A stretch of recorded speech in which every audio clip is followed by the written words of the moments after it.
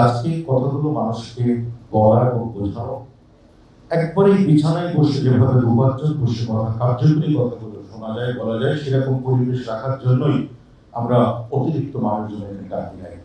যেগুলো প্রয়োজন, যেগুলো দরকার, ঠিক তাদেরকে আমরা ডেকেছি। মাননীয় মন্ত্রী, আপনি একটু চোখ বুলালে দেখতে পারবেন সামনের থেকে শুরু করে যারা এখানে বসে আছেন, হয়তো মনে হচ্ছে চেয়ার খালি, একজন বসা, কিন্তু ওই একজনের পিছনে লক্ষ জন আশা করে থাকে ওনার কাছ থেকে কি পাবো, কোটিজন আশা করে থাকে ওনার কাছ থেকে কি পাবো। সব সৃষ্টিশীল মানুষ এখানে, প্রত্যেকটা মানুষ সৃষ্টিশীল মানুষ। 5 মিনিট চোখ বুঝলে ভাবলেই 5 বছরের খোরাক তারা দিতে পারে সংস্কৃতির অঙ্গনে, এবং তারা দিয়েছেন। তাদের সবকিছু নিয়েই আজকে আমি একজন মনির খান, একজন লিখেছেন, একজন সুর করেছেন, একজন মিলন খন্দকার আমার সঙ্গীত পিতা, তাকে আমি বলি। তার লেখনী একজন শেখ সাদি খান, একজন মাকসুম মিন্টু, একজন মুন্সিবাদুর, একজন আমাদের খুরশিদ আলম ভাই, আমাদের জাফর রাজা সাহেব এখানে রয়েছেন। আমি অহংকার করে বলতে চাই, এই বাংলাদেশের মাটি সংস্কৃতি একটা উর্বর মাটি।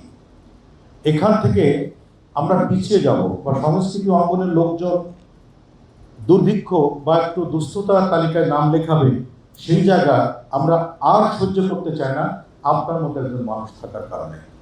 আপনি যেখানে আছেন সেখানে এই শব্দটি আমরা আর বহন করতে চাই না। বিশ্বের ইতিহাসে কোনো শিল্পের এখন গরিব নাই।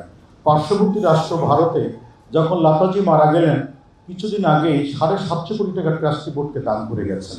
এবং আমি জানি স্পষ্ট করে উনি ক্যাসেটে খুব একটা গান করেন নাই, উনি সিনেমার গান দিয়েছেন বেশি। কিশোর কুমারের ছেলে অমিত কুমার চিৎকার করে ঘোষণা দিয়েছেন, আমি চাকরি ছেড়ে দিলাম, ব্যবসা ছেড়ে দিলাম, কারণ বাবার যে গান আছে সেগুলো সংরক্ষণ করলেই, সে অধিকারগুলো আদায় করতে পারলে আমার জীবনে আর কিছু দরকার নাই।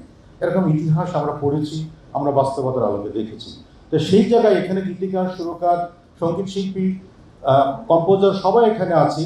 এদেরকে দুস্থের তালিকায় নাম লেখাতে হবে, এটা এখন দুর্ভাগ্যের একটা শব্দ হয়ে গেছে। যার কারণে আমরা ছোট্ট পরিসরে খুব কার্যকরী বিষয়গুলো আলোচনা করার জন্য এখানে বসেছি। আপনি হতাশ হবেন না, আমাদের ক্ষমা করবেন যে লোক নাই কেন, এই খুব গুরুত্বপূর্ণ লোক এখানে আমরা রেখেছি। তো যাই হোক, আজকে এই পর যে দায়িত্ব নিয়ে, ক্লাব যে দায়িত্ব নিয়ে কাজটি করেছেন, আমি আমার কথা বলি 2017 সালে, তখন জাফর রাজা সাহেব ছিলেন ওখানে কর্পোরেট রেজিস্ট্রার হিসেবে। তো ওনার সহযোগিতা 100তে 100 আমরা পেয়েছি। তখন ওই সিঁড়িতে উঠতে গেলে মাকড়সার জাল থাকতো, কেউ যেত না কপিরাইট অফিসে।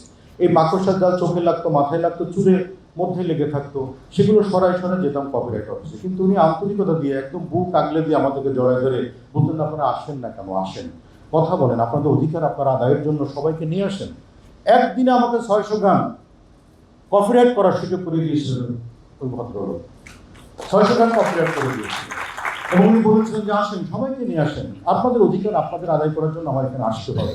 তা ওনার মতো এরকম হৃদয়বান, ওনার মতো সহযোগিতা করার মানসিকতার মানুষ আমি খুব কম পেয়েছি।